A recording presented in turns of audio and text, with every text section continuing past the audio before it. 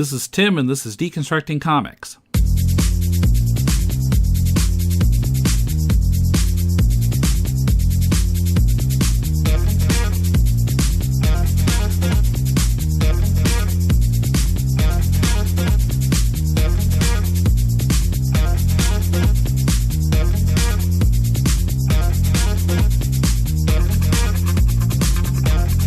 Welcome to Deconstructing Comics. This is Tim in Tokyo. Well, here we go with the final installment of my visit to Helioscope Studio in Portland, and also the last episode recorded on my trip around the U.S. this past summer. We'll hear from Fred Chao about the double-edged sword of living in New York and how it informed his book Johnny Hiro, Half Asian, All Hero, how his approach to photos is really old school, and about his Kickstarted children's book, Alison and the Rainy Day Robot. Then, veteran comics artist Ron Randall on the right and wrong ways to use photo reference, his experience penciling from an Alan Moore Swamp Thing script, his creator-owned project from the 80s, Trekker, and why he's reviving it now, attending the nerd Mardi Gras, and why we're living in a golden age of comics. First, just a reminder that you can help this podcast by making your Amazon purchases via deconstructingcomics.com/Amazon and make that your bookmark for future purchases. We'll then get a percentage of what you spend. It costs you nothing extra and helps us cover web hosting and the other costs of presenting the show every week. We really appreciate your support.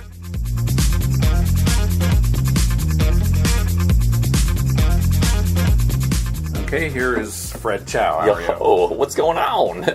How's it going, man? Okay. Are you from this area originally? I am originally from the Bay Area. Okay. And, then I guess after college, essentially moved to New York and absolutely loved it there. And until it kicked my butt a little too hard. and I'd been visiting Portland for, every year for, 10 years, and I was like, well, maybe I should give Portland a try. So yeah, I've been out here for about 3 to 4 years now. Okay. And how long have you been in the studio? I've been in the studio for, I think it's been about 2 years. A little more than 2 years, yeah. Okay. And how has it benefited you to be in the studio? Dude, it just brings me sanity. But before this, I was I'm freelance, so I was working from home. So it was like my bedroom. There's my desk right there, so my work was always in front of me. And the other thing is, where I live, I'm surrounded by trees, so there's not much sunlight that comes in my room at all. So it's and a lot of kind of what keeps me employed is graphic design, so lots illustration or writing and more graphic design. So I need my my nice computer with me. So it's not like a small laptop that I can bring to a coffee shop or something like that. So so when I worked from home, it was just me and my bed and my desk. So just having a studio to come to and just have background noise, people talking and just throwing in a joke here and there has just brought me so much sanity. and also, you can say things like, oh, there's networking purposes and stuff like that, but really just having a crew around, having people that I like to work with and make dumb comments to really, I think, brings me, really just, I keep saying it over and over, but really does bring me sanity. Are you more of an extrovert, do you think? I don't know. I think it really depends on because there are some times where I just completely close off, and it's easy to. I would say that in more social situations, if I don't feel like I feel like I'm a very polite extrovert.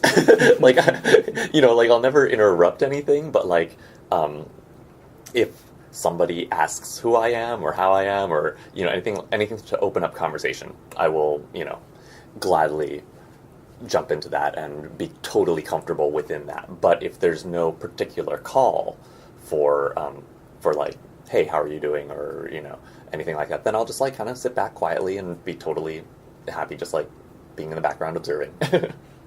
Okay. Okay, well, talk about some... I didn't get a chance to really read... I saw Johnny Hiro was sitting there on Amazon, but I didn't get it. I thought I'm trying to read too much right now to prepare for everything. Fair enough. Tell us about this book. It sounded interesting. Johnny Hiro, Half Asian All Hero was the first comic I came out with. I guess the quick background story behind it was at that time I had graduated from college studying writing and film and theater, and so I had written and a little bit of like writing, literature, and publishing and stuff like that. So at that time I had written like a bunch of short stories and half a novel and 2 screenplays. They were all horrible because I was in college and I had no like life experience yet. But you know, it was all on my laptop. And then I moved to New York, and in the first couple months of New York, I got broken into and my laptop got stolen. Oh. And everything I did was just gone. And I thought, well, why don't I create something that in a format where no one would want to steal. No one would want to steal my drawings. And I've done drawing all my life. I hadn't studied art officially, but like, you know, I've taken little classes here and there, and I learned storyboarding and stuff like that through my film classes, and I studied anatomy just because I was curious about, you know, the way muscles fit together and stuff like that. So I'd always kind of done that, and I thought, okay, this is the first time I'm actually really doing it in comics form. And I didn't think anything was going to happen with that. And then I did one story, and it was about a kid in his like kind of mid-20s-ish, just trying to get his life together, living in New York. He was a sushi chef, and giant monsters are run around New York, and avenging sushi chefs are fighting each other and stuff like that, and all he's trying to do is make a living. You know, it was very what New York felt like to me. It was very, I was working as a cater waiter at the time, and I was just like going from gig to gig and always like getting these last minute gigs. Plus I was trying to do stuff in publishing and getting a couple like small graphic design things, and I was living with a girl at the time, and it was just, our schedules were so chaotic, and all we wanted to do was like pay our bills and just have some cuddle time. And it just seemed like, you know, as much as I was loving New York, it was absolutely chaotic, and that's the feeling that I wanted to get with Johnny Hiro. And yeah, so that was, I put out one issue, and then Ad House Books said, oh, would you be up for doing another couple issues? And I said, yeah. So then we put out a couple more, and then it got collected. I see. And then I did a second book through Tor Books, which was Johnny Hiro, The Skills to Pay the Bills, and it's just like part 2 of that. Yeah. Okay, and this is, you were doing everything on this, drawing and writing and everything? Pretty much, yeah. Okay. I mean, you know, I once, when I was working with Ad House, Chris Spitzer and I were both like doing graphic design and, you know, working off of each other for graphic design and layout kind of stuff, you know. And then when it got picked up by Tor, there was, because Tor is owned by Macmillan, there's a lot more of an editorial process to it. So like a much more traditional editorial process. So I worked a lot more with an editor. Okay.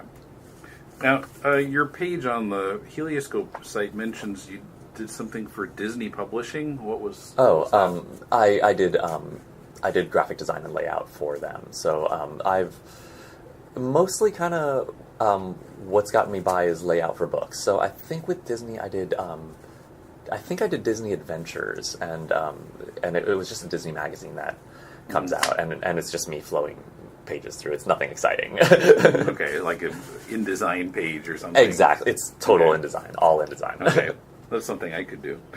Something I have done many times. Hey, if you need a connection, I got one for you. We'll talk after the interview. Yeah. Okay. Well, that might be interesting. So if you do like Johnny Hiro or something like that, do you write a full script and then start drawing, or do you kind of write it as you're drawing? A little bit of both. I definitely plan out. I'm definitely like more of a story-oriented person than I am like a organic flow drawing kind of person. But the thing is, like, so I stick to the editorial rules a lot. So like I kind of like I know all about my characters and do all the background. I do like a little bit of stuff with like New York City politics and stuff like that. So I kind of like do a little bit of research and so I wish I was more organic flow. Like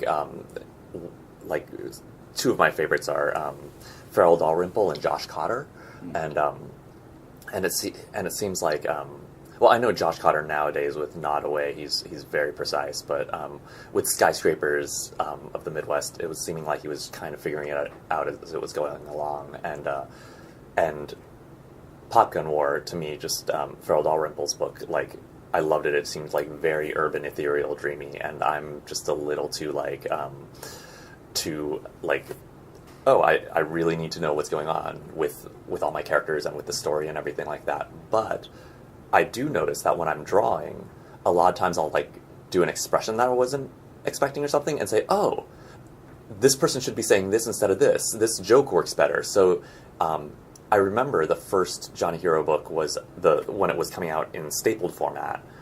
It was supposed to be 24 pages, and it ended up being 34 pages. And it was because the people, while I was drawing them, seemed to keep doing funny things in the drawing, so I had to keep changing the script, or had to keep changing like the pacing for the pages, because I was like, oh man, this works a little better here, oh man, this works a little better here. So even though I have things like story oriented, pretty plotted out, there is room for like a little bit of like elbow room. But I wish I could get a little more like just total like trust the hand and not think about the story, at least for like little exercises here and there, but I just don't work that way. Yeah, well, I know what you mean. When I was doing my webcomic, I had that same kind of experience. Like, once you start drawing and visualizing it, then you start to realize some things that maybe you didn't at the script stage. Yeah. Like, oh, he should be doing this while he's saying that, and then that leads me in a completely different direction. Exactly, yeah. So when you're kind of tired of working, or you don't feel like working on a certain day, how do you recharge your creative batteries? Oh man, coffee? No, I mean, I think I have like a million projects that I'm always working on at once. So I've always got like something for some state of mind to some degree, like unless I'm totally out of it or just want to get away from the work desk. But there's a lot of times where I'm like, oh, okay, I have this like more InDesign oriented project, or like there's stuff that I save for the end of the night. It's like, oh, I might be a little bit drunk. Okay, this is like stuff I can lay out when I'm a little bit drunk, or versus like drawing where I have to be totally aware. And unfortunately I wish I had more time for that these days, but I don't. Although I have, so instead of like I haven't put out a book in a good bit. The last one I put out was through Kickstarter, called Alison and a Rainy Day Robot, and I like the characters a lot, and through that I decided to create a comic strip. But because things are kind of weird and hectic all the time, like even though I've moved out of New York and stuff, like I don't know, schedules are still kind of all over the place, and I started a comic strip. But I started releasing them on a website, but then I realized I kind of couldn't do it regularly. So I'm going to start releasing it soon. But what I had to do was kind of wait until I had enough collected. So hopefully around September-ish, I'll just put it up online. Mm-hmm. Okay. So what are your tools for drawing? I am pretty old school, so everything with Johnny Hiro was Winsor Series 7 #2 brush, dip ink, and now I've gotten into the Pentel brush and the brush pen, and I really like it. Except I don't like the ink so much. Steve Lieber, the ink flows really rapidly, and it stays really wet, so there's always smudging. I was told that maybe if I took Rapidograph ink and refilled the cartridge with that instead of the cartridges that are instantly, that you snap into, that have the ink that the Pentel brush has, then maybe you get a nice thicker flow that doesn't smudge as much, but you also don't clog the brush pen, because a lot of inks will clog that brush pen. And then I use, just Bristol board. I pencil everything out, and then, once the ink dries, I erase it from underneath. And I don't. One of the things I love about the studio is, there's so many Cintiq computers, and I use that, but I don't use that for my personal projects. I think for my personal stuff, I still like a physical thing to kind of hold on to. I wish I didn't, because I see so many people working so much faster. I see how fast Steve works, and I'm like, oh man, if I could just ditch all this and just go with the Cintiq. And maybe as I slowly get more and more comfortable with the Cintiq, then hopefully I'll do that one day. But right now it's like, if it's happening, it's a slow process happening. I see. When you meet someone new and they ask what you do for a living, what do you say? I say just mostly in different mostly book publishing, graphic design. Yeah, book design specifically. So there's so much web design nowadays that I think I have to specifically say book design, because I can do web design, but I'm very slow at it, and I think I'm slow. I'm not sure because I've never worked with a crew or on a website with I've only done individual. Hey, will you specifically do my personal website kind of stuff? I've never worked on a professional website kind of stuff. So, but whereas with book design, I do know that I'm pretty fast, and that's, and I'm working usually with a publisher and stuff like that for book design stuff. Okay. And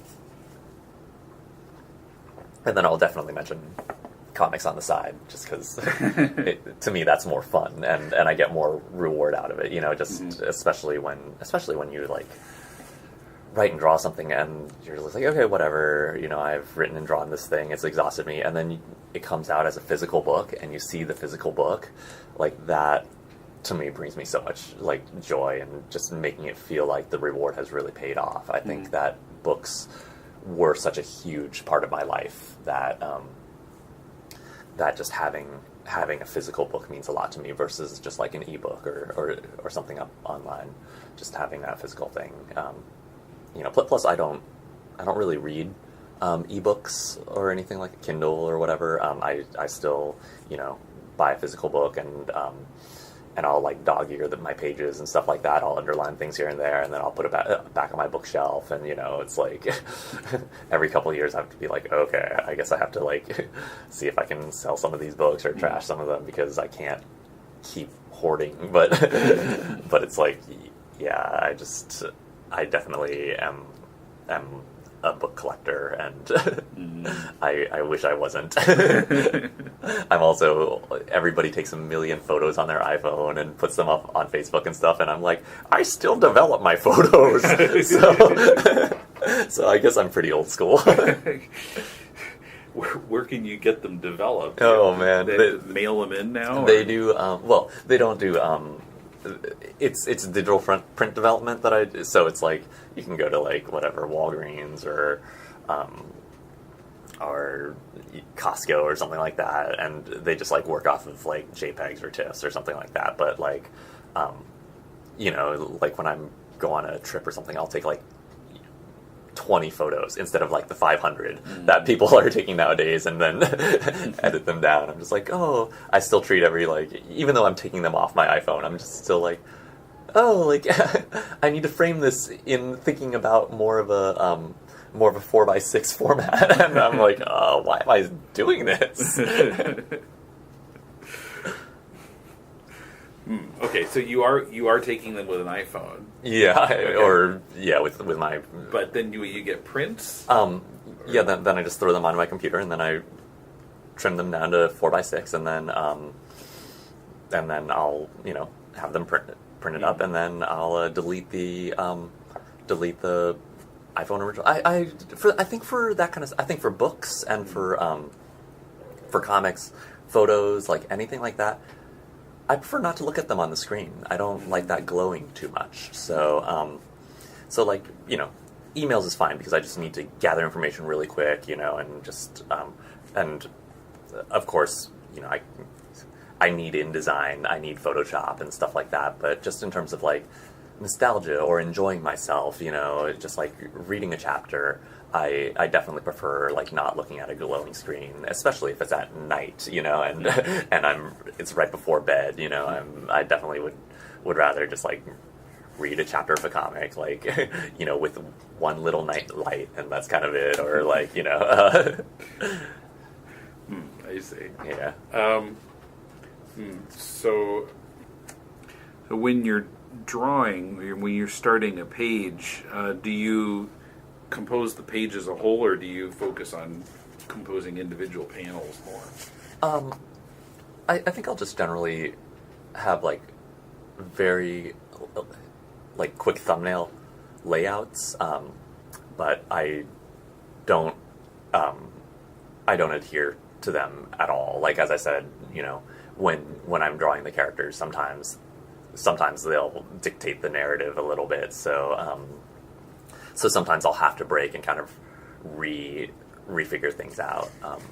But I do generally have a little bit of a sense of how I want the page to look and where, because I do like kind of think about each page as a little bit of a story beat. Mm-hmm. So even though it continues onto the next page, I feel like that if I can, the end of that page will feel to some degree like the slight bit of completion, or something that makes sense, rather than just like if I took the page completely by itself. Obviously I would be completely confused if I knew nothing about the story, but like but within that page, hopefully I could get a little bit of like a sense of story into there. So I do look at story beats even on a per page level. Okay. So what are you working on now?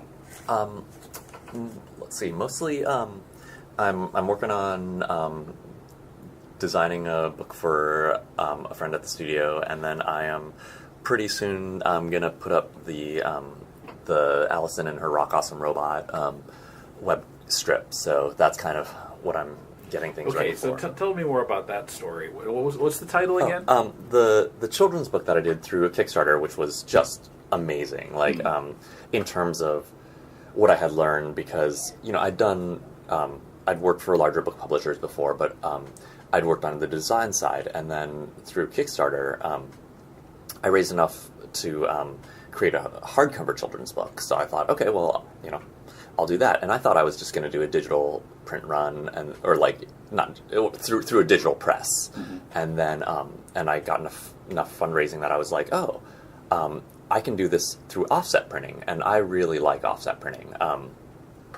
And so I went through an offset printer and did a hardcover children's book, and I was very, very happy with it, and so happy with the support. And it was just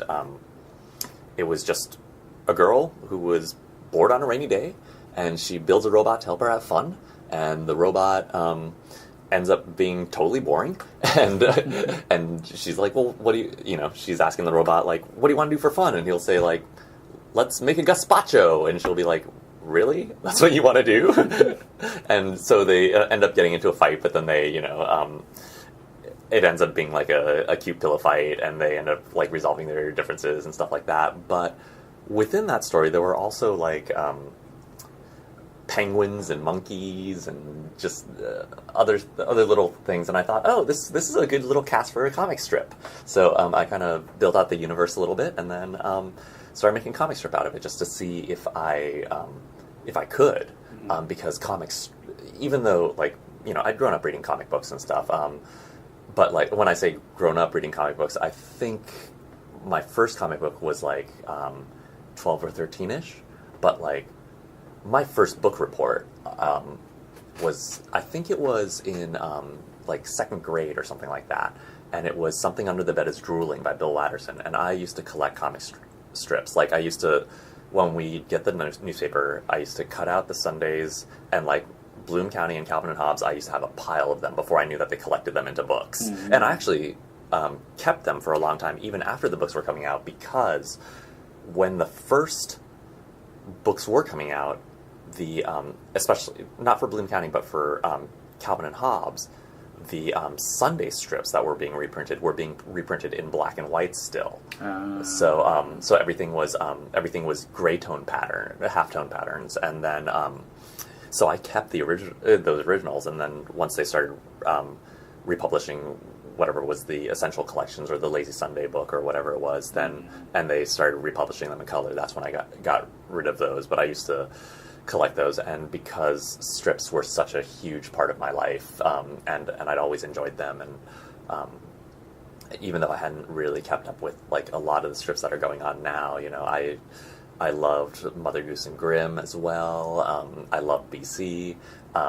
So I just thought, oh, well, why don't I try my own strip? And as I said, it took a lot longer than I thought, especially, having to keep up with other gigs. But yeah, now I've got a fair amount under my belt, and it's just, instead of, the setup of a girl bored on a rainy day, it's just her and her robot friend, and Alison and the Rainy Day Robot. That's the children's book, yeah. That's the book, and the strip is called Alison and Her Rock Awesome Robot. Rock Awesome Robot. Yeah, okay. That wasn't what was originally supposed. I was originally going to call the children's book Alison and Her Rock Awesome Robot, just because that's more of my sense of humor. But then I thought Rainy Day Robot works better with the actual story, and I didn't know at the time that I was going to be expanding the universe. If I did, I would have probably just put it all under title. Like, I would have probably just done something general, like Alison and Her Robot. But now that I'm expanding, I thought, oh, well, like Rainy Day Robot doesn't really make sense for the strip. But I always liked the title Alison and Her Rock Awesome Robot, so I reapplied that one. And how is the strip coming out? Is it on the website or syndicated, or how? It'll be website. Okay. Yeah.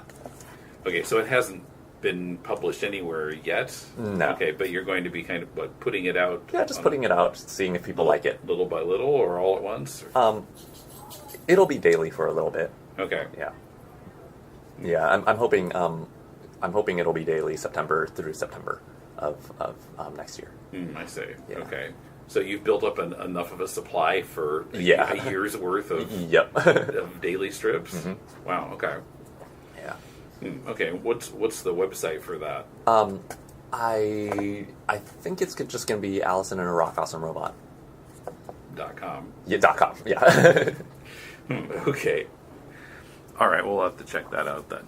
Fred Chao is at fredchao.com. That's CHAO. Coming up, Ron Randall talks about photo reference and the liberating experience of drawing based on an Alan Moore script. On our Patreon page, our patrons giving any amount can now see some photos I took at Helioscope. Also, because of the Patreon goal we recently reached, last week I released Vintage Episode 112 from January 28, 2008, my first interview with Matt Sillity, in which we discuss his graphic novel The Homeless Channel. This week, Episode 111, a talk with fellow Japan resident Patrick Washburn about convention tabling in Japan, being a full-time artist, and some comics that were current at the time. Watch for it at the end of your podcast feed, on our Facebook page, or at patreon.com/deconcomics, where you can pledge a monthly amount to keep the show going and unlock more vintage episodes. The Patreon goal we hit unlocked episodes back to number 101, So for the next 10 weeks, I'll keep releasing vintage episodes. You can help unlock more vintage episodes by making a pledge. Go to patreon.com/deconcomics right now and pledge at least $3 a month. We really appreciate your support. This is an imaginary podcast, which may never have happened, The Shortbox Showcase. but then again may have, about a father and daughter. I'm Professor Allen, And I'm Emily. who came from Ohio and talked about comics. Walking Dead, Tintin, Black Lightning. White Tiger. It tells of their rise to glory, when the great guests were yet to be booked, Let's put it this way, Shogun Warriors wasn't going to win any Eisners. and the great feats of editing not yet performed, This is Ultra 7, this is Ultraman Jack, and this Ultraman Taro, and this Ultraman Leo, and this of how they spoke at length, This continuity is really the brainchild of nitpicking nerds the world over. But to be fair, the best kind of confession is the Force confession. and reviewed in brief tales that explore creatively the bounds of a given character's history, Red Sun is wonderful with a very strange ending. of brilliant creators before their fall from grace. This is the era where Miller is at the height of his creative and artistic powers, and the ability of strong writing to encapsulate and transcend its time. Flash of Two Earths by Gardner Fox. This is an imaginary podcast. Aren't they all? Shortbox Showcase is part of the Relatively Geeky family of podcasts. Check us out on the web at relativelygeekypodcast.blogspot.com or search in iTunes for Relatively Geeky or Shortbox Showcase. And remember, we're not experts. We're just family. Okay, now I'm with Ron Randall. How are you? Fine, how are you? Okay, yeah, it's been a lot of crazy stuff happening here. What was this? You were doing a photo shoot just now with Ben, kind of pretending to shoot at each other? Yeah, this is a great tool that some artists sort of come to have this idea, this concept that using photo reference is cheating, getting people to pose for shots that you need to draw is in some way not being honest, not being a real artist. We at Helioscope have developed a pretty pragmatic approach to our art. We say whatever the most efficient path to a high quality solution for a drawing, that's what we want to do. And it's just simply the case that when you're staging scenes that have complex action, complex poses and angles and intricate detail, using a good photograph to base your drawing on is tremendously helpful. The key, the secret to making it work as an illustration is you have to be a good enough artist that the photograph is something that you are using to help you achieve the composition that you've thought of, as opposed to the photograph forcing you to just draw the photograph. It's not about tracing or just drawing the photograph. It's about using that as a base to work from. It's a reference tool that helps you achieve a great result. If you slavishly follow all the details of the photograph, you achieve a piece of work that looks very stinted, very lifeless, and very artificial. Stiff. Yeah, it's stiff, and especially when you're using photographs, as most of us do, occasionally as reference for a face here, a hand there, a full figure here, and then in other times you are doing it from just the construction skills that you've learned as a draftsman over the years. But if you're just occasionally using a photograph and using it wrong, it sticks out like a sore thumb in the middle of your work. Like, here's a figure that he made up out of his head. Here's a figure he made up out of his head. Oh, that's traced from a photograph. Yeah, and maybe sometimes it's a movie star too. That's even more jarring. Yeah, when you're using, and it's perfect. I've used actors and actresses. I've quote unquote cast them in my comics. But the trick is to almost intentionally you're not going for a likeness of that character. You're going for something that has a certain feel of personality, a certain consistency in the features that you have. But again, it's about using those photos and interpreting them so that you can filter the photorealistic stuff through the filter of your own artistic style, sensibility, and the needs of that particular story moment. No one ever enters a room through an open doorway with the dynamism that we tend to draw in comic books. So you can take a photo reference to see, well, what does the hand look like when it's grasping that doorknob, for instance? But you use that little detail of it, and then some arrangement about, say, the angle of the shoulders or whatever. But so you pick the details of the photo reference that really help you, and then you tweak and alter them and everything else in that photo so it works as a drawing. It's a completely different animal, a drawing from a photograph. And I've gone on about it a little bit because it's so easy to see, young artists, if they start using photo reference too early without enough solid drawing chops behind them, that's when you get those glaringly obvious instances of, oh, that was a traced photograph, So anyway, sorry about that. Well, I mean, it's a topic that's come up on the podcast occasionally before, and I remember one of my sort of partners in doing this show, Mulele, pointed out there was an artist who was doing like photo reference like for the whole book. And one thing that Mulele noticed was that the sort of shots, the angles were all, kind of at eye level because that's how you take photos. You can't take a photo from up in the sky somewhere unless you got a helicopter or a crane or something. And so it sort of limited how the viewpoints we could get in the comic because it was all from photographs. Yeah, the way to avoid that I know of, the way that works for me is when I look at a script, whether it's a script that I've written myself or one I've been given by a company to draw, I always go through and I do my thumbnail layouts just with a pencil on a piece of paper, just scribbling down how I composed each shot in each page. And sometimes it's an aerial view, sometimes it's a view from like down on the floor, under the legs of a desk looking up at people or whatever, I choose the shots that seem to tell the story as clearly and compellingly as possible. And then on those places where I need photo reference, I have my composition already. It's like a movie director who has a storyboard for a movie that tells you the rough compositions that you work from, and then you place the camera in a place that serves that shot, not the other way around. You don't compose your shots because this is where the camera can be. It's again, that's the tail wagging the dog. That's the place where the photo is using you or dictating to you what this drawing is going to look like. That's exactly the opposite of the way it's supposed to be. So yeah. I see. So I was looking at the page about you on Comic Book Database. So you've done some writing, mostly penciling and inking, it looked like, but some writing. Yeah, I the writing that I've done has been almost exclusively on Trekker, my own series that I got to create. I write it and I draw it. I'm the whole enchilada on that one.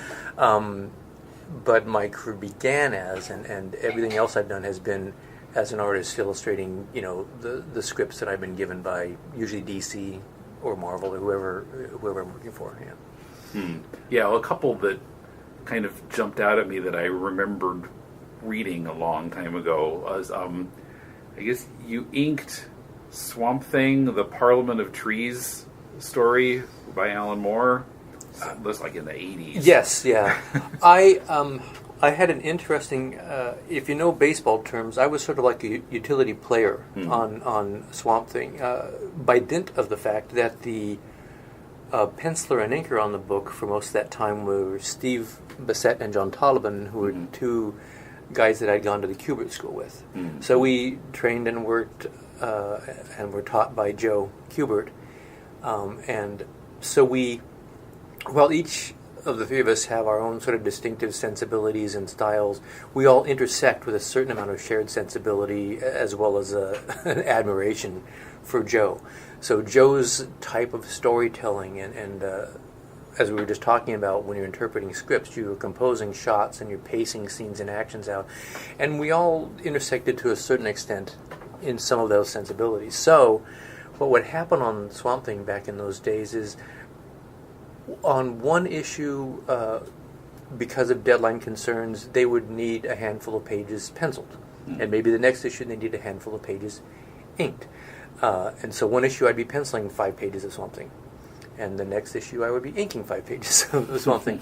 So I was, as much as possible, I tried to make it seamless. I tried to meet Steve Bissett as far as I could with his particular and very unique and intense type of horror comic storytelling that he was using on Swamp Thing. And so it's like being a method actor or a character actor. You try to get into that other artist's head.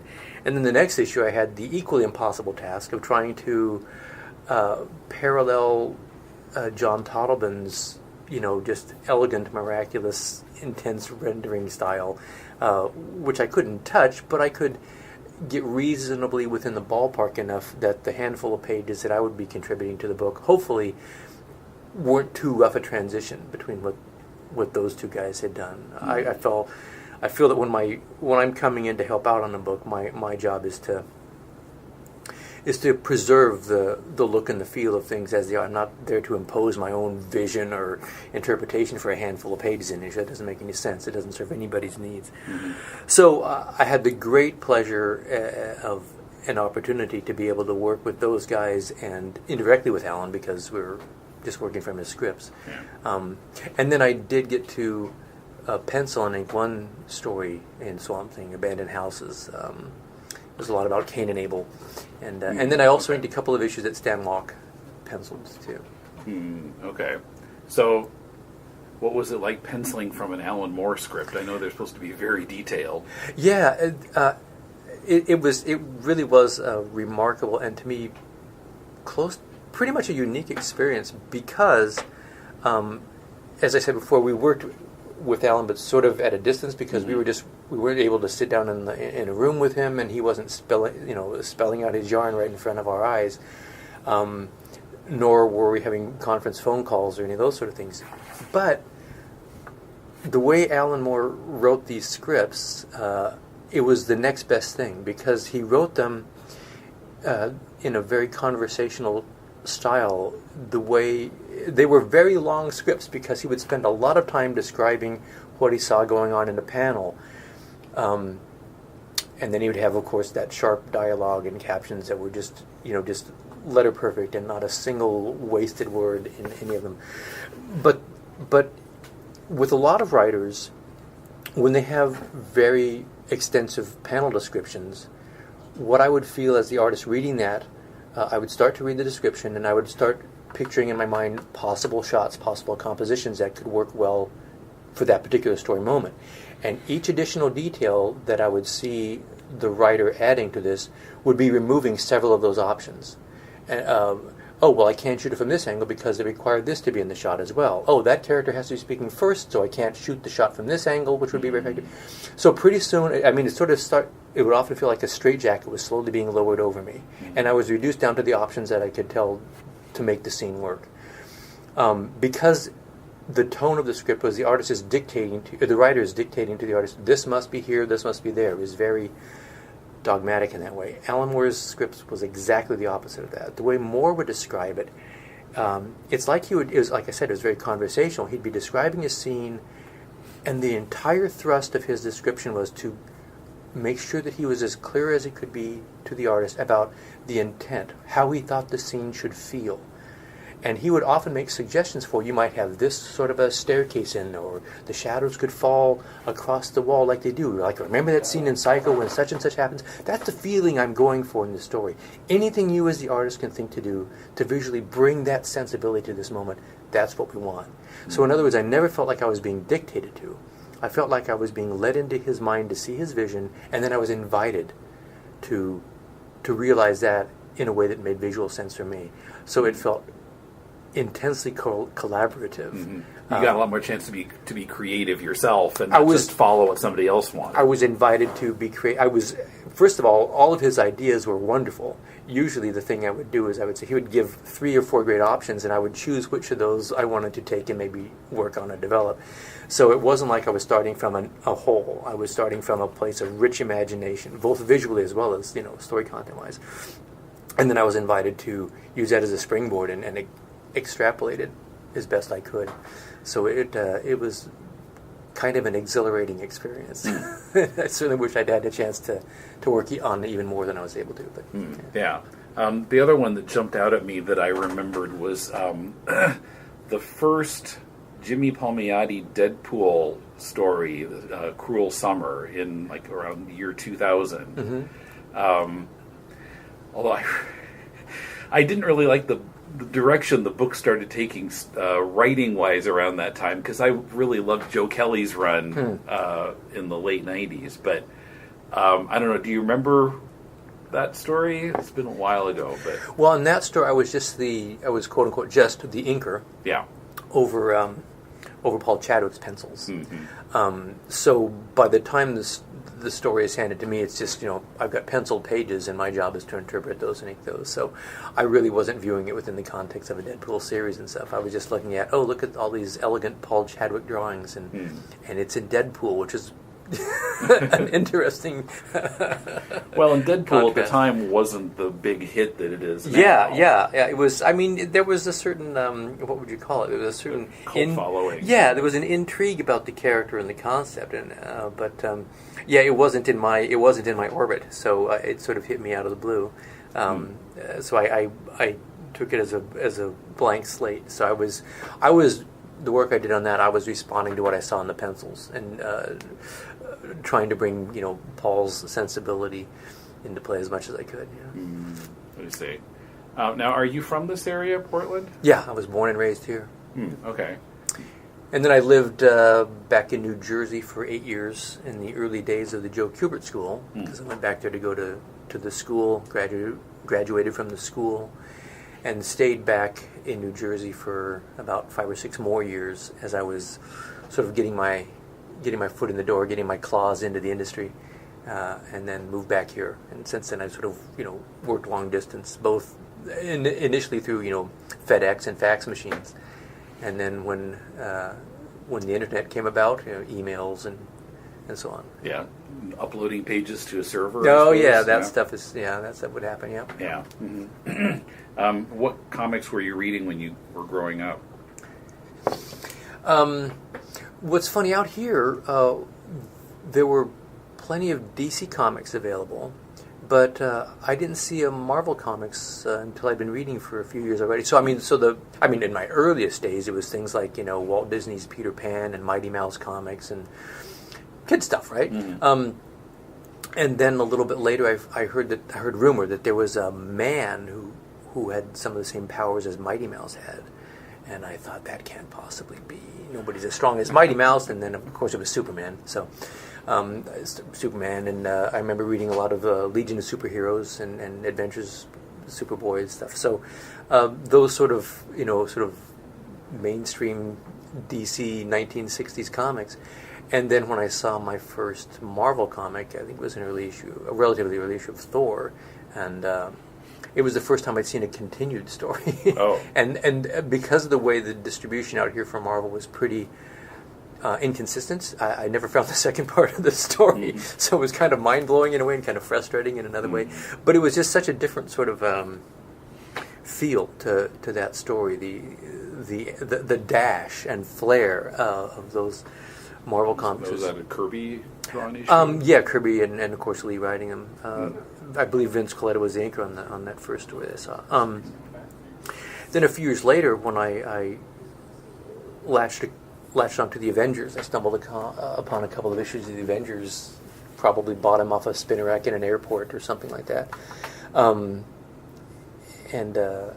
those were drawn by John Buscema, and the art was so amazing. John's stuff, it had a lot of that sort of high voltage Kirby stuff, but it also had this elegance and refinement that Buscema got from all of his worship of the classic illustrators and the classic artists. When you look at some of the early Avengers issues, one splash page I remember vividly of Hercules sitting atop like Mount Olympus, and he's in the pose of the Thinker, the Rodin sculptor, the Thinker, but the musculature and it looked like something out of Michelangelo. It was just that pure classicist art illustration stuff, And then they're bounding around like Kirby characters in the next panel. So that was pretty exhilarating to see that too. What's been? Can you think of like drawing and inking a lot of comics over the years? What's been like the most fun to work on? Well, my own character, being able to write and draw the stories, to create the world, to create the entire storyline, craft the characters, and develop them over the years. Nothing is as intense, as personal, and as meaningful to me, and as fulfilling when I then read feedback from or have a conversation at a convention with a reader who has found the character, finds the stories and the characters compelling. That's so incredibly validating. So this is Trekker you're talking about. Yeah. Hands down, there's nothing. I mean, I've really enjoyed a lot of the work that I've done at DC Comics and Marvel Comics, working on some of the characters that I read stories about when I was a kid and grew up, tying the towel on your neck and trying to be Superman. So it's great fun to do that stuff. That's babysitting somebody else's child. Trekker is raising your own kid, and it's just a far more intense experience. So explain Trekker for people who haven't seen it. It's a science fiction series about a young woman who's very gifted as a bounty hunter. The stories are set in a sort of a grim and gritty world, sort of crime noirish, almost Blade Runner in feel to the initial stories. But as the series goes on, the idea is to explore her deepening character, finding out a lot of stuff inside her that she was unaware of, and so the internal world becomes more complex, and so does the external world, and she travels farther afield from the city she's from and winds up taking trips in outer space, so the scale of everything expands and takes on a lot of other tones. Some of the stories feel almost like sci-fi westerns, where she's like out in the blasted wastelands tracing down some desperado, and other times she's flying around in outer space and it's like something out of Flash Gordon or Star Wars. It's everything I love about science fiction. I crafted a series I could put all that stuff into to appeal to the 12-year-old boy in me. But at heart, the story it's really sort of like a long-form, intense character study, or the biography of her life, and it's about the gradual evolution of a human being, and that's what keeps me engaged in telling the stories over the long haul. Now, this was originally published by Dark Horse, right? Yeah. But now you're putting it out as a webcomic? Well, it's sort of both. Yeah, I did it at Dark Horse. I created this back when Dark Horse was first starting out. So it's a long time ago. And it was a black and white comic, and as we all know, there was a black and white boom, and then there was a black and white bust. So I did Trekker for a while. Had to leave the story when, in some ways, I was felt like I was just really getting my feet underneath me. Again, it was the only series I'd really written, and I had these big ambitions, and I wanted to start with small bites and tell stories that I felt I could really tell solidly, and then gradually expand things over time. And I was just starting to feel like I was getting ready to shift into the higher gears when I just said I need to just set this down, because I was only able to tell it in a scattershot fashion, which wasn't serving the series or the readers or myself at all. And I said I'll get back to it when I can figure a way that I can tell it in a sustained, uninterrupted way. So a few years ago, when I realized I could reintroduce it as a web comic and begin by posting all the originally existing stories, and then setting myself the deadline of saying when those original stories are finished, the next one will be ready to go. And that was the crucial step, is declaring in public my commitment to have the next story ready to go. So after having been sitting idle for a number of years, I got back to it and found it even more incredibly exhilarating to return to this thing. It's like an itch you've been trying to scratch for like a decade. So getting back to picking up the story where I left off, it's the best time for me in my career. I'm having more fun now and more engaged with the material than ever. So it's come back as a webcomic because that's where I know I can tell the stories on my own terms and in my own way. You won't get canceled. Right. And then the idea is, as I get the stories completed there, to get them into print as well, because the webcomic doesn't make me any money, so it's, and I'd rather have this not be an expensive hobby that I do. It's actually my career. So getting the books in print is a way that I can get some, material reward for what I've done. And also, I'm old school. I when I picture a story and I pace it out and I envision how it should be experienced by the reader, it's by holding a physical book in your hands and turning the pages. And I just think that's the most gratifying reading experiences that I've had. I've read some comics online, and it's very convenient and it's fine. But to me, it's a more palpable, literally and figuratively, experience when I'm reading a physical book. So ultimately, the goal is to get all the stories in print too. I see. Okay. So what's been advantageous for you about being a member of the studio? Oh, it's been a boon in so many ways. I'm here working with a lot of artists who are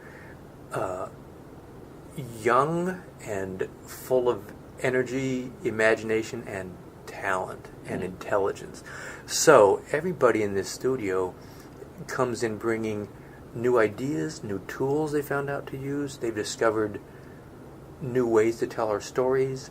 We're always in either small groups or large sort of spontaneous group discussions that erupt, exchanging insights or ideas about whether it's about storytelling, clients to work for, how to deal with difficult clients. Looking over each other's shoulders is a of other working professionals, of peers, is endlessly stimulating, and it's revitalized my career and my craft countless times. Okay, cool. They're also a really fun group of people to hang around with. Yeah, it seems like it. And dogs running around and people pretending to shoot at each other. And it's like being in your own living room if it's full of a bunch of grown-up kids that graduated from romper room or something.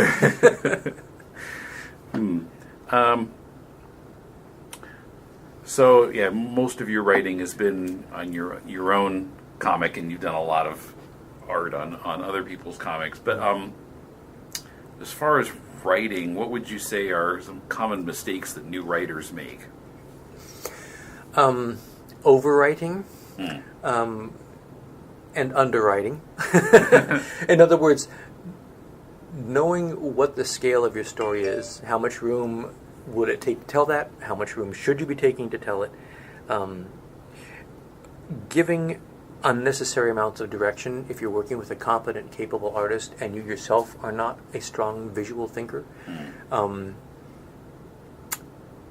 Giving an artist too much direction, it was, like I said before, it can sometimes feel to a good artist, to a storyteller with some experience like this, you can feel like you're just robbing them of some of their best options and making them fight with one hand tied behind their back sometimes. So trusting your collaborator may be the best way to put it. Yeah. I see. Other things, trusting the visual element of the story to the point where you do not have to be writing in the captions or in the dialogue the things that you're showing on the page. Comics works at its magical best, I think, when there's that alchemy going on where something is being presented in a caption that is different than, and sometimes in opposition to what is being spoken, that is also different and has some sort of dissonance with what is being shown. So you can have a story that can be working on 2 or 3 levels at the same time, which you can't do in too many other mediums, not in the way that you can do it in comics.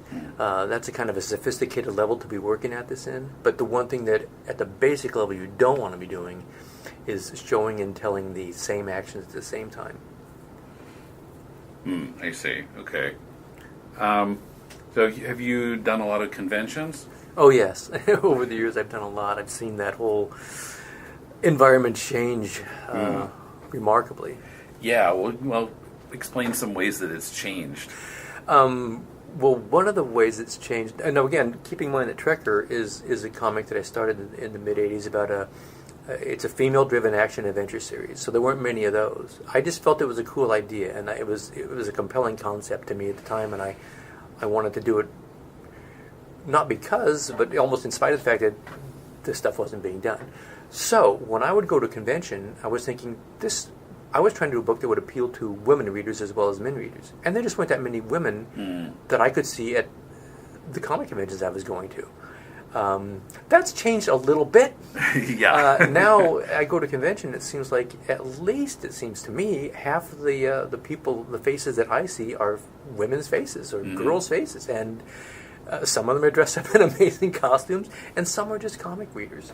And I just think it's fantastic. So the demographic of the readership has changed. I'm still not seeing as much diversity of cultures and colors in the readership as I'd like to see. But that's coming along too, in smaller steps. But it's getting there. So that's exciting. Yeah, more female creators too. I mean, looking around the studio. Oh yeah, it's. I mean, there are days when I'll be in here and maybe me and one other guy, and then like there's 3-to-1 ratio of women to men working here, and I just think that's working in the right direction. It's overall we're still quite a ways away from having parity or balance or whatever, but it feels to me like it's moving in the right direction.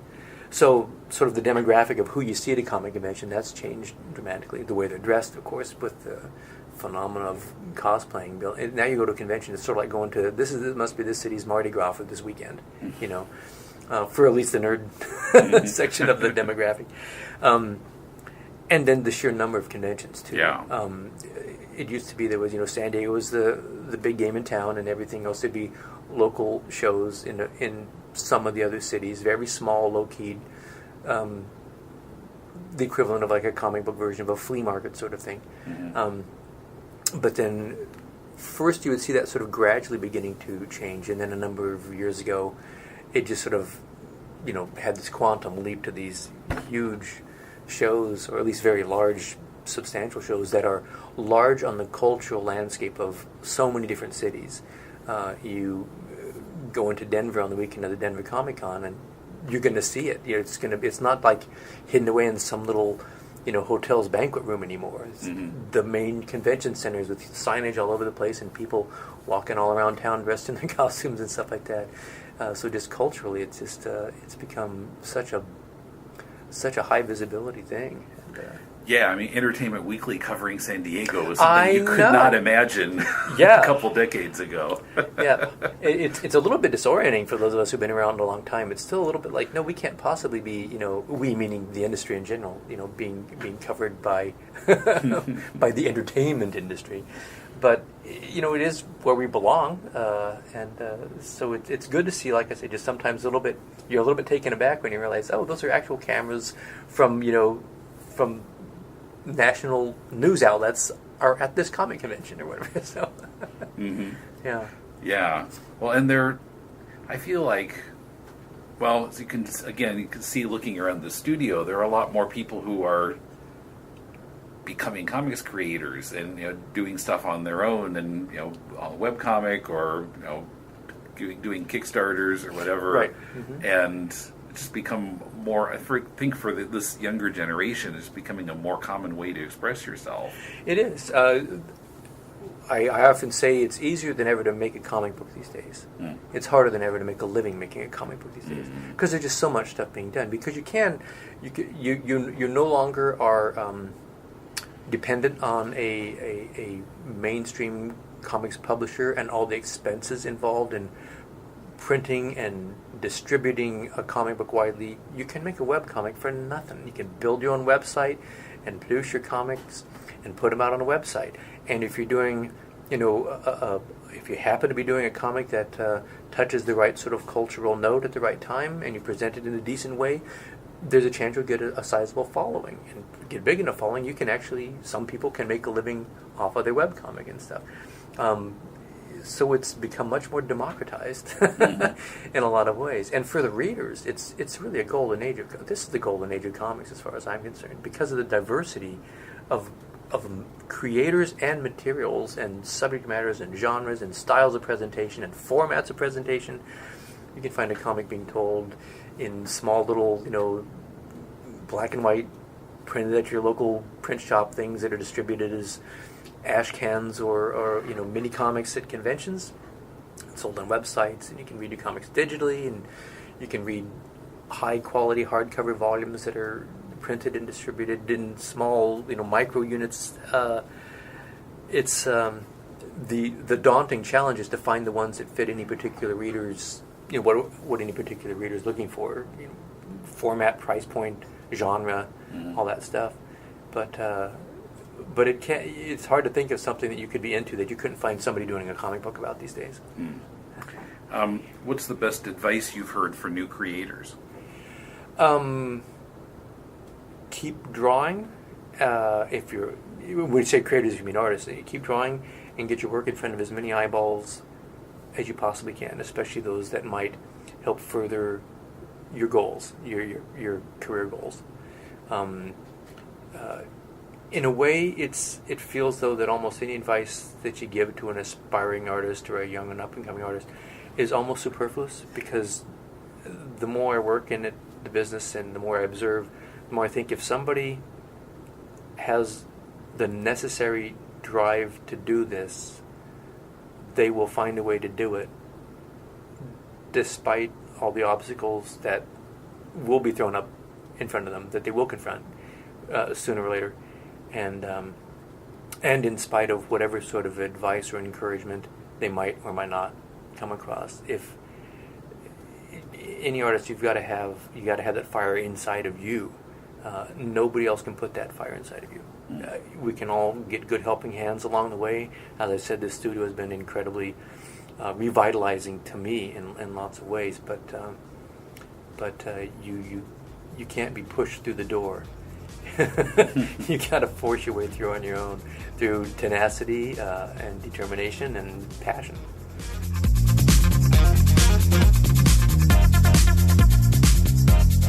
Ron Randall's site is at ronrandall.com. Trekker, that's with 2 Ks, is at trekkercomic.com. Tell us what you think. Write us at mail@deconstructingcomics.com, Twitter at deconcomics. Like our Facebook page or join our Facebook discussion group. Find all the links on the right sidebar at deconstructingcomics.com. We're also on YouTube, on the Comics Podcast Network at comicspodcasts.com, and on comicon.com, where our new episodes appear a few days before they show up anywhere else. Also, please give us a review on Apple Podcasts, Stitcher, Google Play, iHeartRadio, or wherever you find podcasts. We really need more listeners to give us reviews and help us stand out from all those comics podcasts that are out there. Our theme is from bensound.com. Last Thursday on To the Bat Polls, we dug into the draft script of the classic two-parter That Darn Catwoman and Scat Darn Catwoman, featuring Poison Ivy rather than Pussycat, and also more Robin than what we got on screen in that story. Look up To the Bat Polls wherever you find your podcasts or at tothebatpoles.libsyn.com. If you're looking for some constructive feedback on your comic, send it to us and Mulele and I will critique it on our spin-off podcast, Critiquing Comics. Send it to mail@deconstructingcomics.com. We'll read at least 30 pages of it and critique it on the show. We plan to have an episode this coming Thursday right here in this podcast feed. Next week, someone I'd hoped to meet in Portland, but she wasn't there at the time, Nicole Georges. She talks about her latest book, Fetch, How a Bad Dog Brought Me Home. Was her dog Beja really such a difficult dog, or was it all in Nicole's mind? Also on the prevalence of autobiocomics, the public perception of comics in general, where the zine scene is today, and much more. So be here next week. Till then, this is Tim, and thanks for listening to Deconstructing Comics.